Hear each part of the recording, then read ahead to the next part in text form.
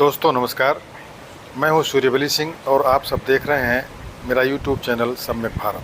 दोस्तों प्रस्तुत है प्रयागराज के लूकरगंज स्थित बीबी गार्डन में सम्यक पार्टी के तत्वावधान में आयोजित लोक मोर्चा के कार्यकर्ताओं की बैठक में माननीय राजकुमार सैनी पूर्व सांसद पूर्व मंत्री हरियाणा सरकार का अध्यक्षीय भाषण। आइए सुनते हैं। भाषण देने के लिए खड़ा नहीं हुआ, मुझे आदेश हुआ है इस मीटिंग को समापन की ओर ले जाने के लिए। आज इस मंच पे वो लोग बैठे हैं जो चिराग के अंदर घी की तरह जल के आपको रोशन करना चाहते हैं, और कोई 30 साल से, कोई 20 साल से, कोई 15 साल से ये वो लोग हैं जो आपके लिए एक मास्टर की भूमिका, एक गाइड की भूमिका, एक वकील की भूमिका अदा करते हैं। उनमें सबसे पहले मैं कहूंगा कि आज के हमारे चीफ गेस्ट और होने वाले 2027 के मुख्यमंत्री परम श्रद्धेय स्वामी प्रसाद मौर्य जी, मंच पे बैठे हुए सभी वो नेतागण जो अपनी पार्टियों के प्रदेश अध्यक्ष, उपाध्यक्ष और इस सभागार में पत्रकार, छायाकार बंधुगण, मातृशक्ति एवं पिता तुल्य बुजुर्गों, नौजवान भाइयों, बहुत सारी बातें आपने, बहुत सारे भाषण सुन लिए होंगे, लेकिन मंच पे बैठे हम तभी अच्छे होंगे जब आप बैठ करके इस्तकबाल के साथ साथ धैर्य रखते हुए इनकी बात को सुन करके गांव-गांव, जन-जन तक पहुंचाने का प्रयास करेंगे, तभी आप और हम कुछ कर पाएंगे। आपका स्वागत मैं शब्दों से नहीं, दिल की गहराइयों से मंचासीन नेताओं और आप सब भाइयों का मैं नमन करता हूं, नमस्कार करता हूं, धन्यवाद करता हूं। विनती करने के लिए आया हूं। ये लोक मोर्चा जब बनाया गया उस दिन मैं उपस्थित तो नहीं था, लेकिन संरक्षक के तौर पर भूमिका इन्होंने मेरे को दी। मैं इन सब नेताओं का धन्यवाद करता हूं और आपका भी धन्यवाद करता हूं। 5 मिनट में मैं 5 सवाल आपके सामने रखना चाहूंगा। आप उन सवाल को अपने जहन के अंदर, अपनी जमीन के अंदर उतार करके फिर यहां से पंडाल छोड़ना है और फिर जनता में जाना है। मेरा पहला सवाल है कि उन लोगों का खून हमारे मात्र प्रयास से, अभी लोक मोर्चा के 2 महीने भी हुए नहीं, उन लोगों का आपको इंसाफ देने के लिए हमने एक कदम उठाया ही है कि खून खोल उठा, और आपका 77 साल में खून नहीं खोला, यही हमारी बुजदिली है, और इस बुजदिली को अब हम अपने ऊपर सवार नहीं होने देंगे। मित्रों, मैं उन महापुरुषों बाबा साहब भीमराव अंबेडकर और उन जिनको गुरु मानते हैं महात्मा ज्योतिबा फूले, जिन्होंने आप सबके लिए, हमारे लिए शिक्षा के द्वार खोले। शिक्षा शूद्र और नारी किसी भी समाज की नहीं पा सकते थे। अपने स्कूल जब खोले और उसके बाद मनुवादियों ने उसका विरोध किया, पिताश्री को डरा करके घर से निकलवा दिया। उसको अगर सम्मान, उसको अगर संरक्षण किसी ने दिया था तो फातिमा शेख बेगम ने दिया था, जो मुस्लिम समाज से थी। और आपको डराया जाता है कि मुसलमान आपको खा जाएंगे, जबकि सब नेताओं की, जो बड़े बड़े, चाहे वो अशोक सिंघल है, अडवाणी है, या तोगड़िया साहब है, मोहन भागवत जी हैं, अशोक सिंघल जी हैं, मुरली मनोहर जोशी हैं, सभी के दामाद इसी मुस्लिम समाज के, और आपको खा जाएंगे 20% मुसलमान। मैं मित्रों आपसे दूसरा सवाल इसके साथ ही साथ कहना चाहता हूं कि आखिर कब तक आप उनकी इंतजार करेंगे कि आप वो हमारे को इंसाफ देंगे। मैं ये बात आपसे पूछना चाहता हूं कि यदि आप एक बार किसी से धोखा खा जाएं और किसी सिफारिश से, किसी प्यार से, किसी विश्वास के साथ आदमी आपके पास दोबारा आता है और वो फिर आपके साथ धोखा कर लेता है, क्या आप तीसरी बार भी उस व्यक्ति के ऊपर या उस समूह के ऊपर भरोसा करेंगे जिसने आपको 2 बार धोखा दिया हो? और आप जो 16 बार धोखा खा चुके हैं, आज 17वीं लोकसभा बढ़कर तैयार हो चुकी है और जब 17 बार में धोखे खा करके आपको अभी तक अकल नहीं आई तो मुझे लगता है कि फिर कभी आने की नहीं। मित्रों, ये व्यवस्था आपको बदलनी है, ये नेता बदलना चाहते हैं, लेकिन हम हैं कि कुछ अपने हिस्से का काम करना चाहते नहीं। मित्रों, आपकी आदत क्या बन चुकी है? दूसरों की गाड़ियों में बैठ करके पूरियां छानी, बोतल की पेटी वहां गाड़ी में रख देनी, फिर हम किसी प्रोग्राम के लिए कोई भी हमें ले जाओ जैसे हम आवारा पशु हो। मित्रों, ये व्यवस्था हम सबको सुधारनी पड़ेगी अगर हम चाहते हैं कि हमारी व्यवस्था हमने बदलनी है, तो फिर इसके लिए हम ही को काम करना पड़ेगा।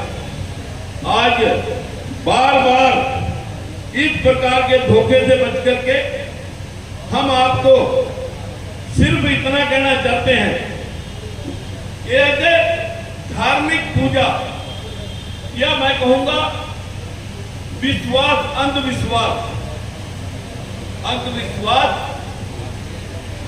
या श्रद्धा पे सवाल नहीं।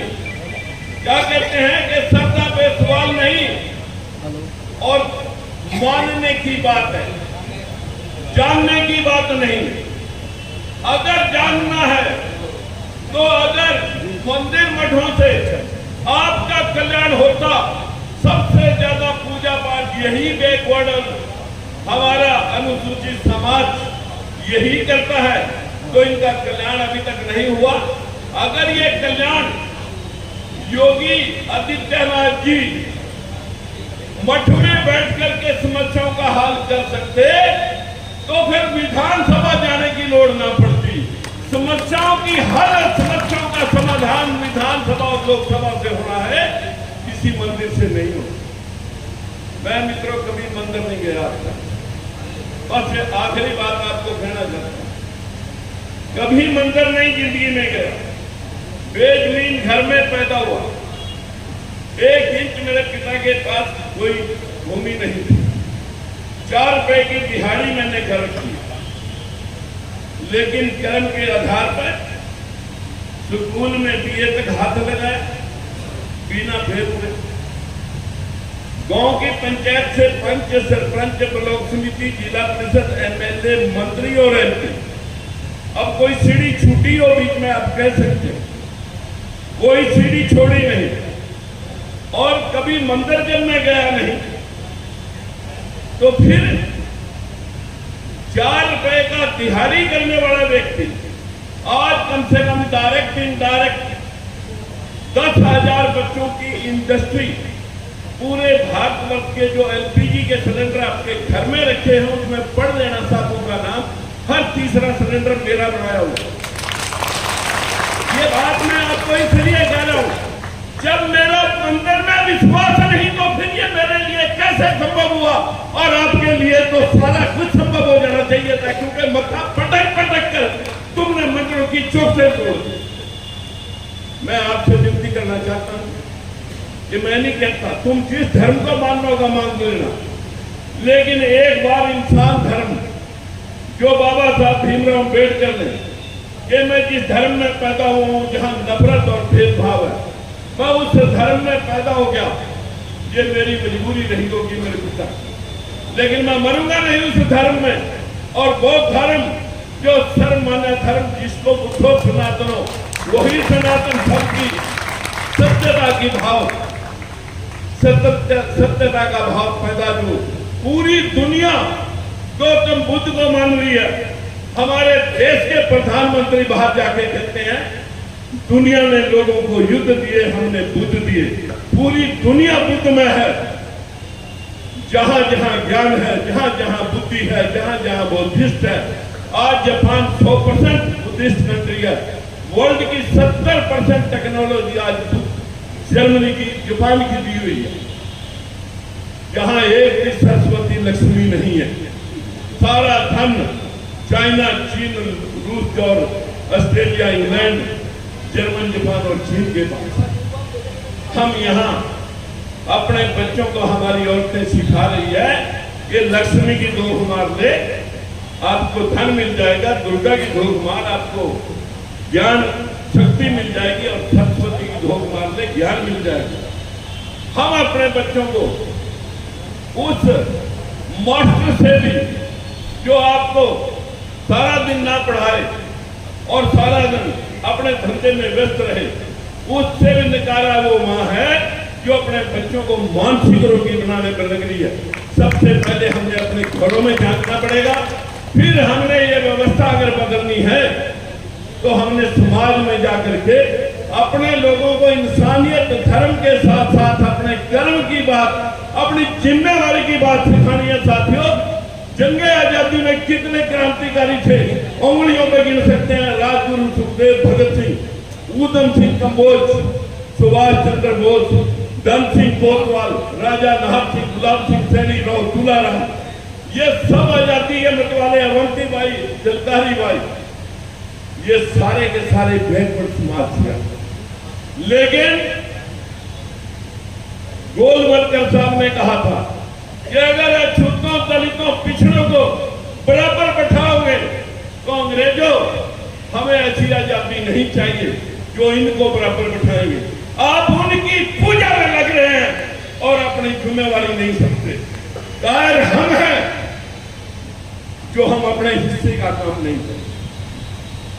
आपने अगर अपने हिस्से का काम करना है, हाथ जोड़ के विनती है, रोजाना 10 आदमियों को, रिश्तेदार, दोस्त, टेलीफोन से जाकर के, सोशल मीडिया से, जैसे भी जगाना है, रोज 10 आदमी जगाने शुरू कर दो और 1000 रुपया एक साल में अपनी जो जेब से लोक मोर्चा के लिए कहीं हम रैली काफिले में बुलाएं, किसी के भाड़े या गाड़ी की इंतजार मत करें, 1000 रुपया अपना खर्च कर लें। कैशियर भी तुम हो, अकाउंटेंट भी तुम हो और डोनर भी तुम हो। अगर आप इतना काम कर लेंगे तो हम आपको 2000 सिपाही में मुख्यमंत्री के साथ साथ आपको व्यवस्था